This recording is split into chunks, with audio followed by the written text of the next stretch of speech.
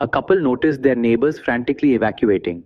When they went out to the street, they were shocked to see everyone running around in a panic as if it were the end of the world.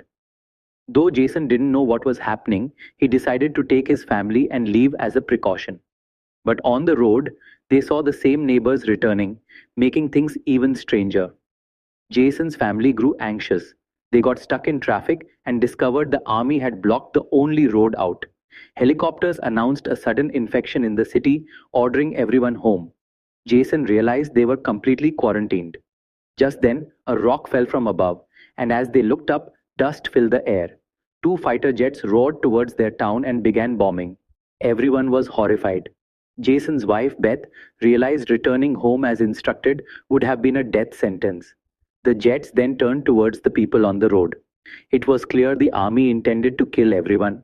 Beth spotted a school on a hill and they scrambled up, narrowly escaping a second bombing run. They stumbled to the school and pounded on a bunker door. As the jet's roar intensified, they got inside just as a huge explosion rocked the area. What virus could warrant such a response? Confused, Jason's family took refuge in the bunker. Luckily, the bunker had plenty of expiring food, enough for a long time. Beth was worried. She'd cut her palm closing the door and feared infection. But there was no time to dwell on it. Jason secured the hatch with an iron chain and they decided to hide out for a while.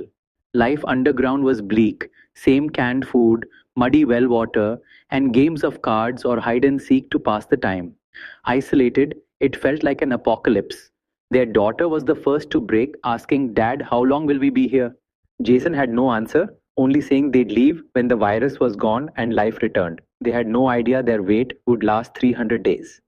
Their daughter often used a makeshift periscope to look out the ventilation duct but only saw a desolate, bombed out world, making her wonder if they were the last people alive. Her mother reassured her that her friends might also be hiding. Then the girl opened a can of food only to find it empty with a small hole in the back. Something had stolen it. Beth checked the other cans. 12 were empty, 2 weeks worth of rations gone. They were devastated. Beth suspected a rat from the ventilation duct. Jason tried to comfort his dejected daughter, promising to get more supplies if needed. That night, as the girl played with her mother, they heard a noise. The rat was back, trying to steal more food. Enraged, Jason lunged with a knife, but the rat was incredibly fast. It nearly escaped through a hole when Beth managed to trap it. Before they could react, a sharp, pungent smell filled the air. The fleeing rat had knocked over the oil lamp, which ignited. Jason rushed to put it out, burning his hand on the hot metal. The lamp then burst, spreading kerosene and fueling the flames. Beth used a curtain while Jason threw a half bucket of water on it, eventually controlling the fire. They found their daughter under the bed using a mirror to look out. Smoke was escaping through the ventilation duct, risking their discovery. They held their breath all night. Luckily, nothing happened. But Jason saw soot on the periscope, meaning the vent was now marked. To avoid being found, he and Beth decided to go out and clean it.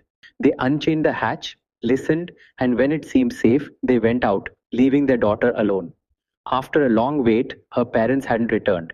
She climbed a stool and used the periscope. She saw her parents trying to camouflage the bunker entrance. Then she spotted a dark, fast-moving shadow in the distant woods. She screamed a warning, but her parents were too far to hear. Terrified, she overcame her fear, climbed the ladder, and scrambled out of the bunker, only to find her parents gone. She called out frantically until her parents reappeared, having hidden. Just then, a herd of wild deer stampeded past. They were safe, but Beth grew more anxious. The deer were clearly fleeing something terrible. Sensing the danger, they rushed back into the bunker, barricading the door with planks and the chain. Safe for now, Jason signaled for silence, listening intently. Heavy footsteps paced above, as if something was searching. The little girl started sobbing in terror. Beth tried to hush her, warning that any noise could doom them. Jason tried to distract his daughter. Gradually, she calmed.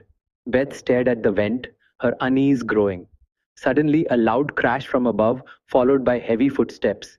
The sound stopped directly over their bunker. Jason sweated. Their worst fear was materializing. Something was trying to force open the heavy iron hatch. Despite the chains, the threat felt immense. The creature above was relentless. With powerful jolts, the chain's support posts began to break. The door wouldn't hold. Beth bravely climbed the ladder, using her weight to try and keep the hatch shut by pulling the remaining chain. But the lid creaked open and a pair of glowing green eyes peered in. The little girl shrieked.